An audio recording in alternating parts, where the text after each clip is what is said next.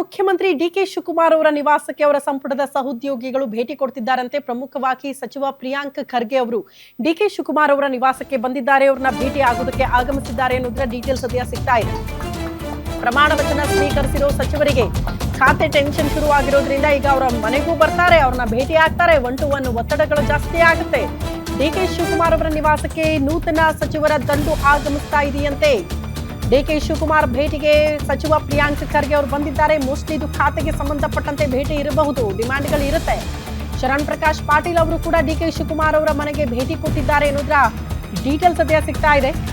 ತಮಗೆ ಬೇಕಿರೋ ಖಾತೆ ಬಗ್ಗೆ ಸಿಎಂ ಡಿಕೆ ಶಿವಕುಮಾರ್ ಅವರಿಗೆ ಮನವಿ ಮಾಡೋದಕ್ಕೆ ಅಂತ ಬಂದಿದ್ದಾರಂತೆ ನೂತನ ಸಚಿವರು. ಯಾರಿಗೂ ಇನ್ನೂ ಕೂಡ ಖಾತೆಗಳ ಹಂಚಿಕೆ ಆಗಿಲ್ಲ, ಹಂಗಾಗಿ ಇಂತಿದ್ದಂತೆ ಖಾತೆಗಳು ಬೇಕು ಅನ್ನುವಂತ ಡಿಮ್ಯಾಂಡ್ಗಳು ಇದ್ದಂಗೆ ಕಾಣಿಸುತ್ತೆ. ಹಂಗಾಗಿ ಅವರ ನಿವಾಸಕ್ಕೆ ಬರ್ತಾರೆ, ಭೇಟಿ ಆಗ್ತಾರೆ. ಸಂಜೆ ಒಳಗಡೆ ಖಾತೆ ಹಂಚಿಕೆ ಮಾಡ್ಬಿಡ್ತೀವಿ ಅಂತ ಮುಖ್ಯಮಂತ್ರಿ ಡಿಕೆ ಶಿವಕುಮಾರ್ ಹೇಳ್ಬಿಟ್ಟಿದ್ದಾರೆ. ಜವಾಬ್ದಾರಿ ಕೊಟ್ರೆ ಯಾರೇ ಇದ್ರೂ ಕೂಡ ಅದನ್ನ ನಿಭಾಯಿಸಬೇಕು, ತಕರಾರು ಮಾಡಂಗಿಲ್ಲ, ಅಸಮಾಧಾನ ಹೊರ ಹಾಕಂಗಿಲ್ಲ. ಪಕ್ಷ ಏನ್ ಜವಾಬ್ದಾರಿ ಕೊಡುತ್ತೋ ಅದನ್ನು ಸಮರ್ಥವಾಗಿ ನಿಭಾಯಿಸಬೇಕು. ಅಧಿಕಾರ ಅಂಟಿ ಕೂರ್ಬೇಡಿ, ಜನರ ಸೇವೆನೇ ಮೊದಲ ಆದ್ಯತೆ ಆಗಿರಬೇಕು ಅಂತ ಡಿಕೆ ಶಿವಕುಮಾರ್ ಅವರು ತಾಕೀತು ಮಾಡಿದ್ದಾರಂತೆ ಆಲ್ರೆಡಿ. ಅಪೋಸಿಷನ್ ಮಾಧ್ಯಮದಲ್ಲಿ ಅಧಿಕೃತವಾಗಿ ಯಾವುದೇ ಪೋರ್ಟ್ಫೋಲಿಯೋವನ್ನ ಹಂಚಿಕೆ ಆಗಿಲ್ಲ. ಏನಿದ್ರು ಕೂಡ ಇವತ್ತು ಸಾಯಂಕಾಲ ಒಳಗಡೆ ಮಾಡ್ತೀನಿ ಅಂತ ಮಾನ್ಯ ಮುಖ್ಯಮಂತ್ರಿಗಳು ಹೇಳಿದ್ದಾರೆ. ನೋಡೋಣ. ಜವಾಬ್ದಾರಿ ಯಾವುದೇ ಕೊಟ್ಟರು ಕೂಡ ಎಲ್ಲರೂ ನಿಭಾಯಿಸಬೇಕು. ಪಕ್ಷದಿರ್ಬೋದು, ಸರ್ಕಾರದಿರ್ಬೋದು. ಕರ್ನಾಟಕ ಜನರ ಸೇವೆ ಮಾಡಲಿಕ್ಕೆ ಯಾವ ಸ್ಥಾನಮಾನನೂ ಚಿಕ್ಕದು ಅಲ್ಲ, ದೊಡ್ಡದು ಅಲ್ಲ. ವಿರೋಧನಲ್ಲಿ ಏನಕ್ಕೆ ನೋಡ್ರಿ, ಯಾರು ಗೃಹ ಮಂತ್ರಿ ಆದ್ರೂ ಕೂಡ ಕಾನೂನನ್ನ ಬಿಟ್ಟು ಯಾರು ಏನು ಮಾಡ್ಲಿಕ್ಕಾಗಲ್ಲ. ಕಾನೂನು ಚೌಕಟ್ಟು, ಸಂವಿಧಾನ ಅದನ್ನ ಭೇದಿಸ್ಬಿಟ್ಟು ಯಾರು ಏನು ಮಾಡಕ್ಕಾಗಲ್ಲ. ಏನ್ರಿ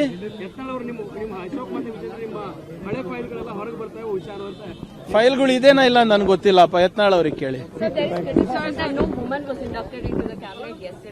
By whom? Opposition will do anything they want. Let them. Okay, let's do one thing.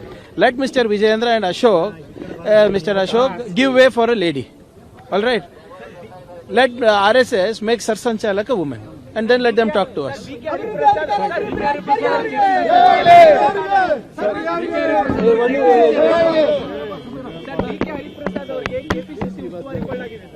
ನೋಡಿ, BK ಹರಿಪ್ರಸಾದ್ ಅವರು ಸೇವಾದಳದಿಂದ NSU ಇಂದ ಸೇವಾದಳದಿಂದ ಬಂದಂತ ಒಬ್ಬ ಕಟ್ಟಾಳು ಕಾಂಗ್ರೆಸ್.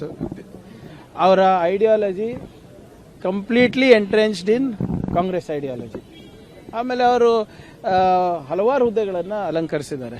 ಒಬ್ಬ ಸಾಮಾನ್ಯ ಕಾರ್ಯಕರ್ತರಿಂದ ಹಿಡ್ಕೊಂಡು ಇವತ್ತು AICC ಜನರಲ್ ಸೆಕ್ರೆಟರಿ, ಅವರ ಗುಜರಾತಿಂದ ಹಿಡ್ಕೊಂಡು ಅಸ್ಸಾಂ ತನಕ ಅವ್ರದ್ದು ಎಕ್ಸ್ಪೀರಿಯನ್ಸ್ ಇದೆ.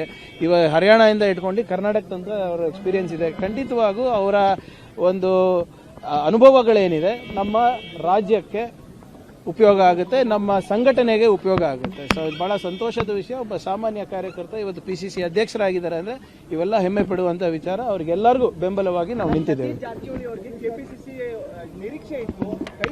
ನೋಡಿ, ಅವರು ಯಾವುದೇ ಜವಾಬ್ದಾರಿ ಕೊಟ್ಟು ಮಾಡ್ತೀನಿ ಅಂತ ಹೇಳಿದರು. ಈಗ ಒಂದು ಜವಾಬ್ದಾರಿ ಅವ್ರಿಗೆ ಕೊಟ್ಟಿದ್ದಾರೆ, ಒಂದು ಜವಾಬ್ದಾರಿ ಇವ್ರಿಗೆ ಕೊಟ್ಟಿದ್ದಾರೆ. ಅದರಲ್ಲಿ ನೀವೇ ಗೊಂದಲ ಸೃಷ್ಟಿ ಮಾಡೋದು. ಅಲ್ಲೇನು ಗೊಂದಲ ಇಲ್ಲ ನಮ್ಮ ಪಾರ್ಟಿನಲ್ಲಿ.